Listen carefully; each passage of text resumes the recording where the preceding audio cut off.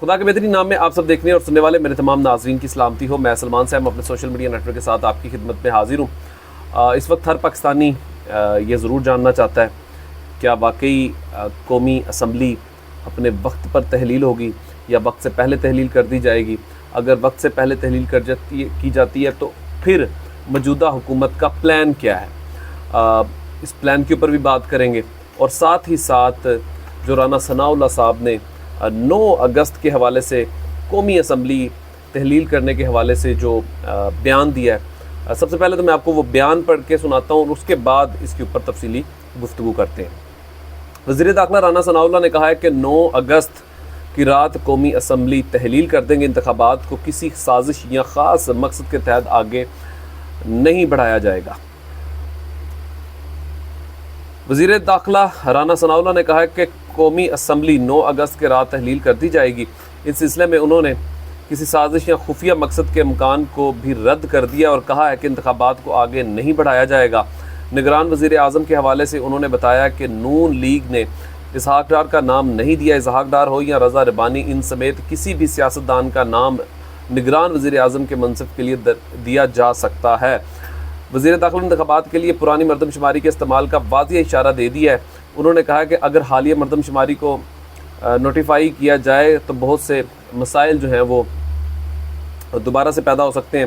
رانا ثناء اللہ نے نواز شریف کی وطن واپسی سے الیکشن سے مشروط کرتے ہوئے کہا کہ نواز شریف الیکشن سے 1.5 ماہ قبل وطن واپس آئیں گے. انہوں نے پی ٹی آئی چیئرمین کے لیے اپنی خواہش کا اظہار کرتے ہوئے کہا کہ ہم چاہتے ہیں کہ چیئرمین پی ٹی آئی عدالت سے نااہل ہوں اور عدالت سے اسے سزا اور جیل ہو جائے.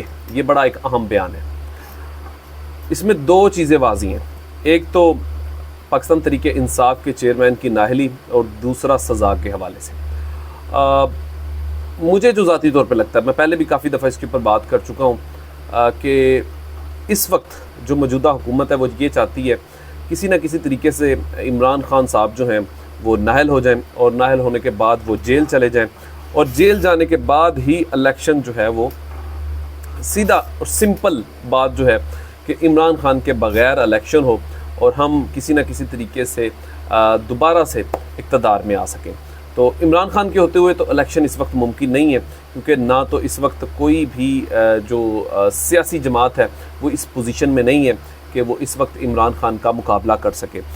جتنے بھی کیسز بنائے گئے تقریباً 200 کے قریب پاکستان کی ہسٹری میں یہ پہلی دفعہ ہوا کہ کسی سابقہ وزیر اعظم, بلکہ پاکستان میں ہسٹری میں ایسا کوئی ملزم بھی میرے خیال میں مجھے نہیں نظر آتا جس کے اوپر اتنے مقدمات ہوں اور اس کے باوجود ابھی بھی یہ الیکشن لڑنے کی پوزیشن میں نہیں ہے.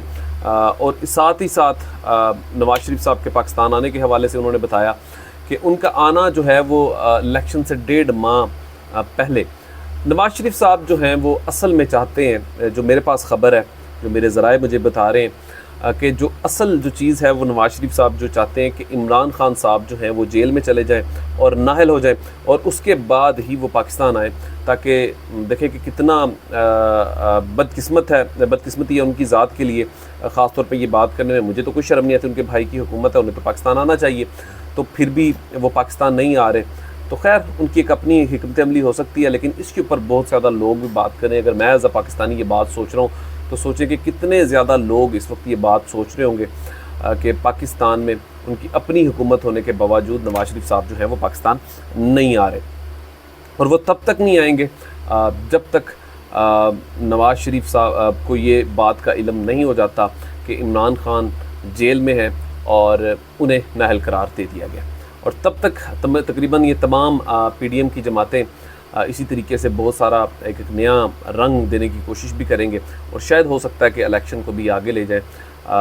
یہ بہت ساری چیزیں جو ہیں وہ پاسبل ہیں. اور اسحاق ڈار صاحب کے حوالے سے میں نے کل بھی خواجہ آصف صاحب کا آپ کے بیان کو بتایا تھا کہ انہوں نے واضح یہ کر دی ہے بات کہ ان کا نام نگران وزیر اعظم کے طور پر نہیں دیا گیا, لیکن یہاں پر رانا ثناء اللہ صاحب نے دوبارہ اشارہ دے دیا اور رضا ربانی صاحب جو ہے ان کے حوالے سے بھی ایک پیپلز پارٹی کی جانب سے جو نام دیا گیا ہے تو ان کے حوالے سے بھی نام جو ہے وہ سامنے آ چکا ہے. لیکن اس وقت نگران سیٹ اپ کے حوالے سے ایک نئی کشتی کا آغاز ہو چکا ہے. وہ کب ختم ہوتی ہے یہ تو آنے والا وقت, بلکہ چند دن یہ باقی ہیں, یہ تمام چیزیں جو ہیں وہ واضح ہو جائیں گی. اپنا خیال رکھیے گا, اپنے اس چینل کا بھی.